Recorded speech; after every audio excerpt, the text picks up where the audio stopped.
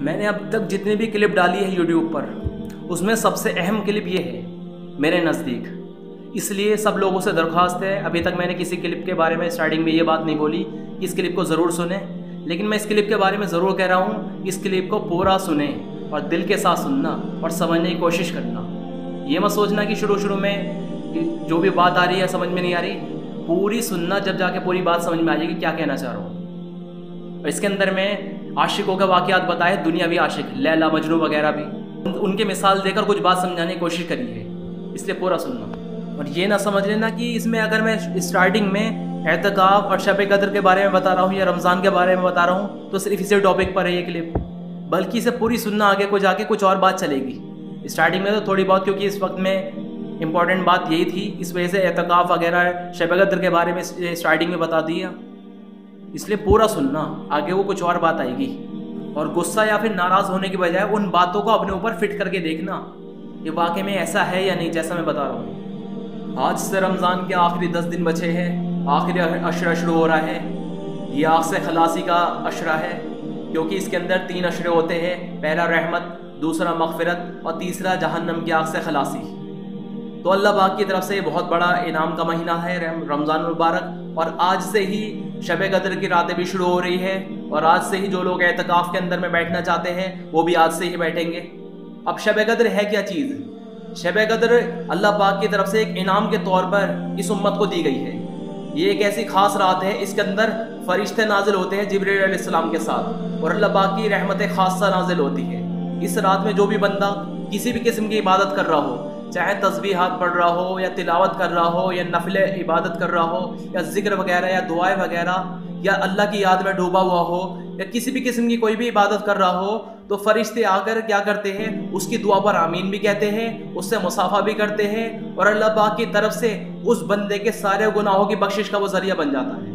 اللہ پاک اس رات میں جو بندہ بھی عبادت کرتا ہے اس بندے کے سارے گناہ بخش دیتا ہے، اس بندے کی مغفرت کر دی جاتی ہے، اس کے اعمال نامے میں ایک ذرہ برابر بھی کوئی گناہ باقی نہیں رہتا۔ اور اللہ پاک اس بندے کو، جو بھی بندہ اس رات میں کسی بھی قسم کی عبادت کرے، اسے ہزاروں مہینوں تک کوئی بندہ عبادت کرے، ہزاروں مہینے سے عبادت کرنے سے بڑھ کر اللہ پاک اس کو اجر عطا فرمائے گا۔ کوئی بندہ ہزاروں مہینوں تک، اس سے زیادہ تک اللہ پاک کی عبادت میں مشغول رہے لگاتار، اس سے زیادہ اللہ پاک اس بندے کو اجر دے گا جو شب قدر کی رات میں کسی بھی لائن کی عبادت میں مشغول ہو۔ شب قدر کی کوئی خاص تاریخ تو بتائی نہیں گئی، کیونکہ جب اللہ کے رسول بتانے کے لیے آئے تھے تو کچھ لوگوں میں جھگڑا ہو رہا تھا، اس کی وجہ سے اللہ پاک نے اس کی ڈیٹ اٹھا لی تھی۔ تو اب لوگوں کو جو ہے خود ہی تلاش کرنی پڑتی ہے۔ ویسے تو رمضان کے آخری کی 10 کے 10 راتوں میں تلاش کرنی چاہیے، لیکن کوئی کسی کے اندر اتنی ہمت نہ ہو، اتنی بشاشت نہ ہو، تو خاص طور سے 21، 23، 25، 27، 29 ان راتوں میں تو خاص طور سے جاگ ہی لے۔ اب بہتر یہ ہے کہ 10 کی 10 راتوں میں اگر جاگ لے گا، اتنی بڑا انعام اسے ملنے والا ہے، تو اس سے بڑی کیا بات ہوگی۔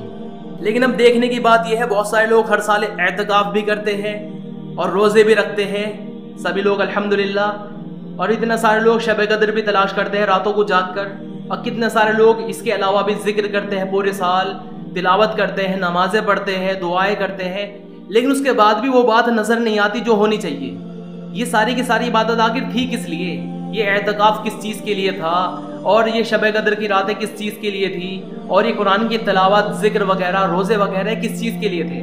وہ اگر ہمارے سامنے وہ مقصد نہ ہوا اور صرف یہ معمول بن کے رہ گئے یہ سارے عمل، تو ہمیں باوجود عمل کرنے کے مقصد تک نہیں پہنچ پائیں گے اور بیکاری رہے گا۔ اب ساری عبادتوں کا خلاصہ کیا ہے؟ وہ اللہ کی یاد میں ڈوب جانا ہے، اللہ سے ایک رشتہ قائم کرنا ہے کہ ہم سب لوگ ایک اللہ کے بن کے رہ جائیں۔ اعتکاف بھی اسی کے لیے تھا کہ بندہ ہر اللہ کی منع کی ہوئی چیزوں کو چھوڑ کر اور سب سے ہٹ کٹ کر ایک ایسی جگہ سنبھال لے جس میں صرف وہی اللہ کی یاد میں ڈوب جائے اور صرف اللہ کو اپنے دل کے اندر بسانے کی کوشش کرے۔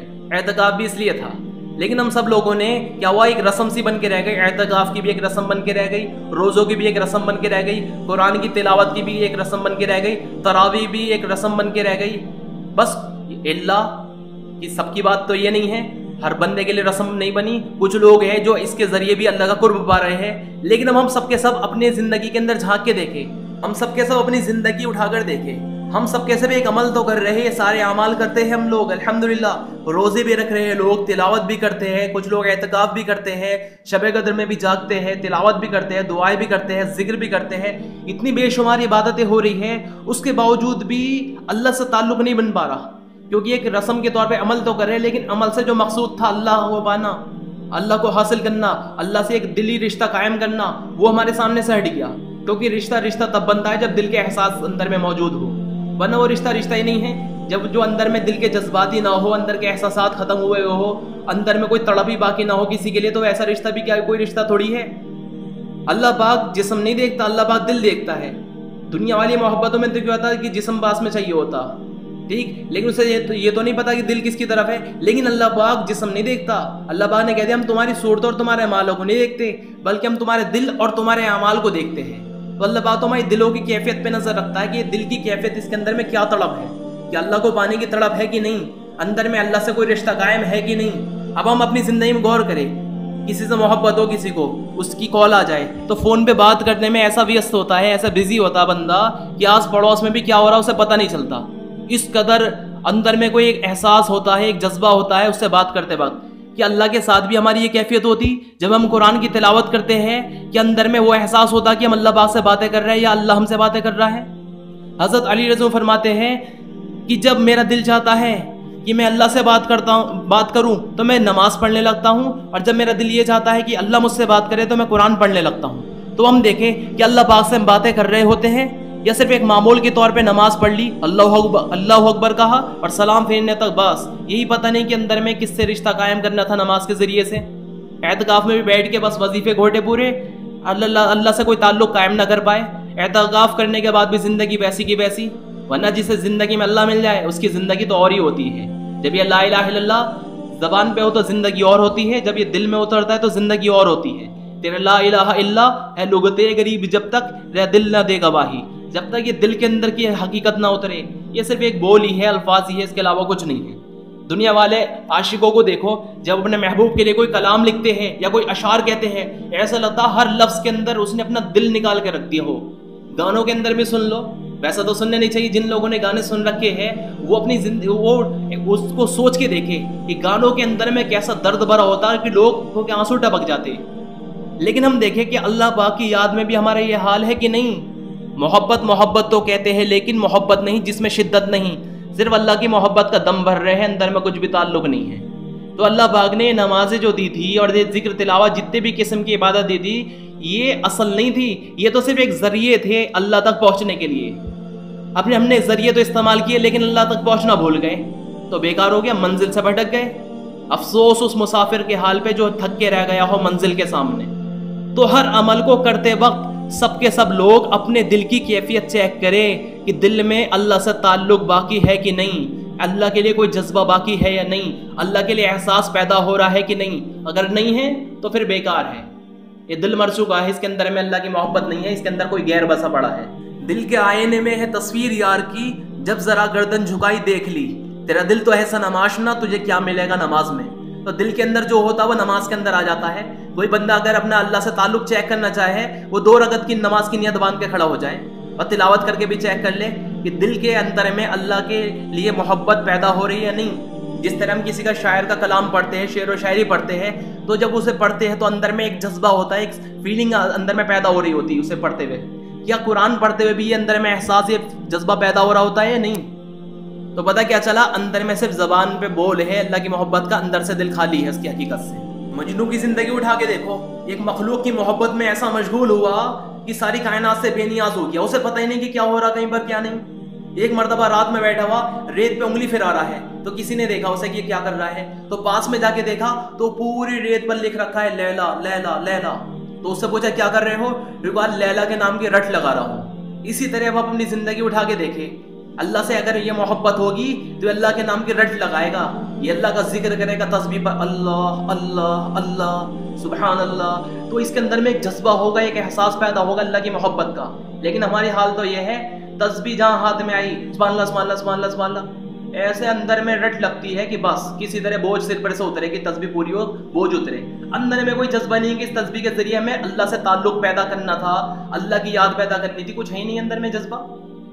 अब मजनू की ये कैफियत है, ऐसी हालत हुई पड़ी है कि उसके बाप ने उससे कहा कि तूने बहुत मेरी बेइज्जती करा दी, तू दुआ में हाथ उठा और कह अल्लाह बाप से कि अल्लाह मेरे दिल में से लैला की मोहब्बत निकाल दे। लेकिन मैं मजनू ने क्या कहा, या अल्लाह मेरे दिल में लैला की मोहब्बत और डाल दे। उसका बाप उसे बैतुल्ला में पकड़ के ले गया, यूं कहा यहाँ पर तो अपने हर गुनाह से तौबा कर। तो उसने क्या करा, फौरन अल्लाह से कहा, या अल्लाह मैं अपने हर गुनाह की तौबा करता हूँ सिवाय लैला की मोहब्बत के। तो मखलूक की मोहब्बत में ऐसा मशगूल हो गया कि सारी दुनिया से बेनियाज हो गया।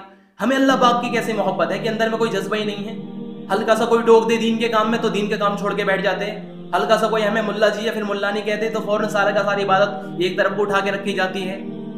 कोई औरत पर्दा करना शुरू करते, हल्का सा कोई उसे टोक दे, फौरन पर्दा सारा का सारा उतार के फेंक देती है, फौरन उसी फैशन में पहुंच जाती जिसमें थी वो। कोई हल्का सा नौजवान बंदा दाढ़ी रख ले या इस्लामिक लिबास पहन ले, हल्का सा उसे कोई टोके वो फौरन सब कुछ छोड़ के बैठ जाता है कि मुझे टोका क्यों। अंदर में कोई मोहब्बत ही नहीं है। एक बार एक अल्लाह वाले नमाज पढ़ रहे थे, उनके सामने से मजनू गुजर गया और उन्हें गुस्सा आया। नमाज के बाद सलाम फेरने के बाद मजनू को जाकर पकड़ लिया, बदतमीज तुझे शर्म नहीं आ रही, मैं नमाज पढ़ रहा था मेरे सामने से गुजर गया।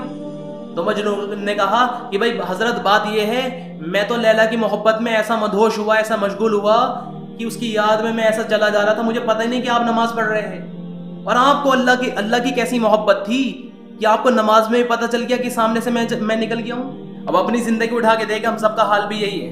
नमाजों में बस अल्लाह ही का ध्यान नहीं आता, बाकी सबका ध्यान आ जाता है।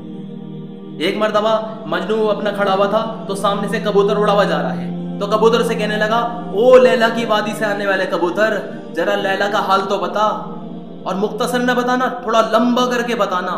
सिर्फ ये नहीं कहता ना कि लैला अच्छी है या फिर कैसी है, बल्कि लंबा करके बताना, बहुत ही देर तक बताना। अल्लाह तुझे सफेद बादलों का पानी पिलाए, अल्लाह तेरे परों को और ज्यादा गुदगुदा बनाए, जरा लैला का हाल तो बता। तो जब मोहब्बत हो जाती है ना किसी से तो उसकी बातें सुनने में मजा आता है। लेकिन हमें अल्लाह की मोहब्बत है ही नहीं। गाने सुनेंगे बहुत लंबा लंबा, सीरीज देखेंगे नाटकों की बहुत लंबी लंबी देख लेंगे, कई कई घंटे तक पता नहीं चलने का। मूवीज देखेंगे, किसी से चैटिंग करेंगे, पता नहीं चलने का। लेकिन अल्लाह की बातें सुनने के लिए जरा भी वक्त नहीं है, कुरान पढ़ने के लिए जरा भी वक्त नहीं है अंदर में, बल्कि बेचैनी होने लगती कि जल्दी से बस ये अल्लाह की बात पूरी हो। कहीं पर अगर मजलिस में बैठ भी गए, जल्दी से दुआ पढ़ जाए, जल्दी से कुरान का ये सवारी वाली की रुकू पूरा हो, फौरन से मैं कुरान बंद करूं। अंदर के सारे जज्बे खत्म हो गए जिसमें अल्लाह की मोहब्बत के राग छेड़ा करते थे। ऐसे लोग ही मिलना मुश्किल हो गए जो अल्लाह से मोहब्बत करते थे। बस इल्ला जो कुछ लोग मौजूद हैं इस दुनिया के अंदर जिनकी वजह से अल्लाह पाक ने सारा निजाम चला रखा है, वरना अब तक तो जो है हमारे ऊपर पत्थर बरसते, पता नहीं क्या क्या बरसता, क्योंकि अंदर में अल्लाह ने हमें अपने लिए बनाया था, हम अल्लाह ही के नादाए, बाकी सबके हो गए। शहीद हुआ था मजनू, इमाम हजरत हसन हुसैन रज़ी के ज़माने का बंदा है। एक मरतबा हजरत इमाम हसन हुसैन रज़ी में से किसी ने इससे कहा कि भाई बात ऐसी है, ये बता खिलाफत हम उसे देना चाह रहे हैं, कैसा रहेगा? तो मजनू कहने लगा खिलाफत पे तो लैला ही जमती है। देखो कैसा दीवाना हो गया था। एक मरतबा किसी ने इससे पूछा भाई कहाँ से आ रहे हो? तो कहने लगा लैला। ये किधर जा रहे हो? तो कहने लगा लैला। ये नाम क्या है? तो कहने लगा लैला। तो ऐसा अंदर में इसे हर जगह लैला नजर आ रही थी। हमें अल्लाह पाक की कैसी मोहब्बत है कि अंदर में अल्लाह का कोई जज्बा ही नहीं है। दिल के अंदर में भी, हालांकि दिल की धड़कन को रब रब बोल रही है, रब रब रब रब, इसे भी ये धड़कन भी सुनाई नहीं देती हमें, इसे भी हम यूँ सो रहे हैं धक धक बोलती है। तो अंदर में कोई अल्लाह की याद ही से हमारे दिल खाली हो चुके हैं। तो इसलिए हम सब लोग तौबा करें। जब भी तो हम लोगों का अल्लाह से रिश्ता टूटा हुआ है, हमारी दुआओं पर कोई अल्लाह पाक की तरफ से सदा नहीं आ रही, कोई अल्लाह पाक की तरफ से मदद आती हुई नहीं दिख रही। इतना ज़्यादा लोग इस वक्त में अमाल कर रहे हैं, जितने लोग इस वक्त में अमाल कर रहे हैं शायद ही किसी दौर में किसी ने इतने अमाल करे हो।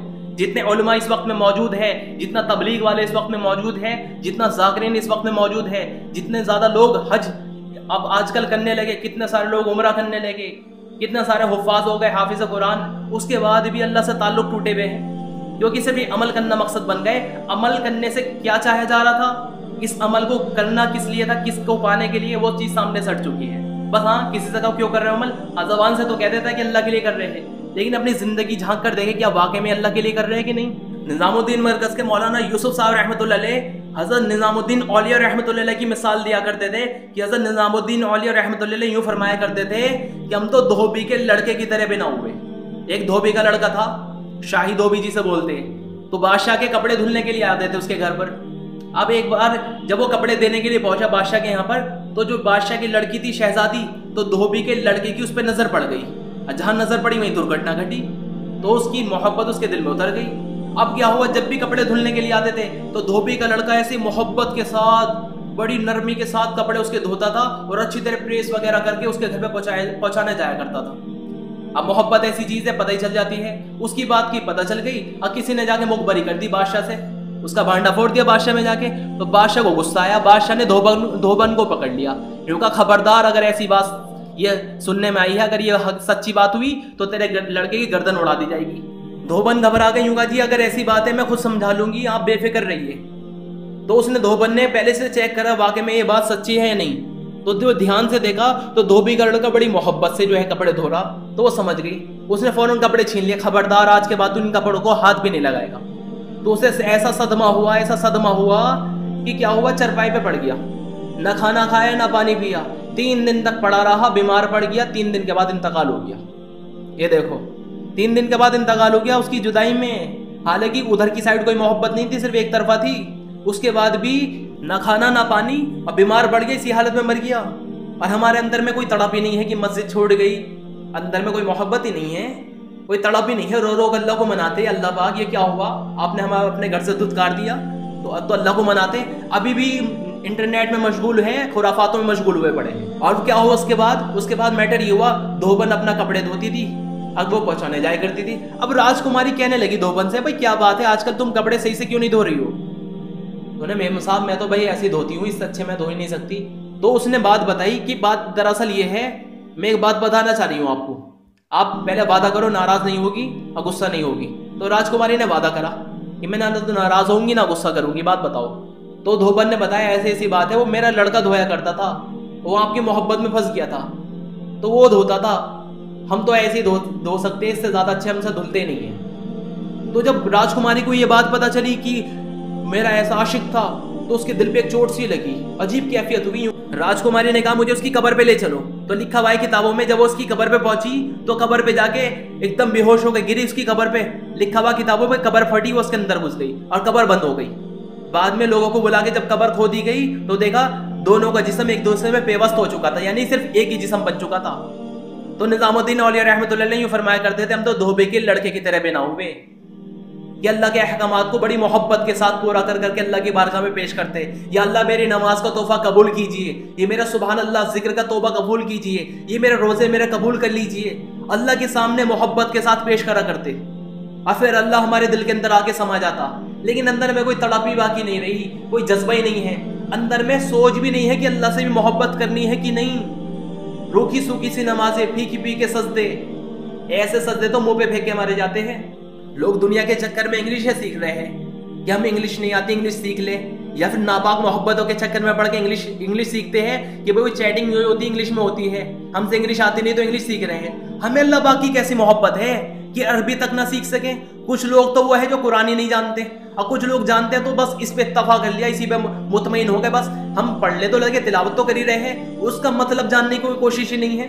चलो इसका भी मतलब अगर नहीं जान पाए तो जो नमाज में हम कुरान पढ़ रहे थे, जो अरबी पढ़ रहे थे नमाज के अंदर, कम से कम वो तो हमें पता होती।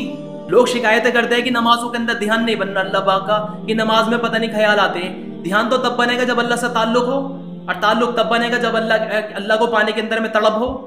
और खास तौर से हम कुरान के जितना कुरान हम नमाजों के अंदर पढ़ते हैं, जितने अज़कार जो भी हम नमाज के अंदर पढ़ते हैं, कम से कम उनका तर्जुमा तो हम याद कर ले, उनका मतलब उनका मीनिंग तो हम याद कर ले, फिर तो नमाज की कैफियत ही और होती। सबसे पहले तो हम ये जान ले कि नमाज कहते किसे है। नमाज तो अल्लाह पाक से जुड़ जाने का नाम है।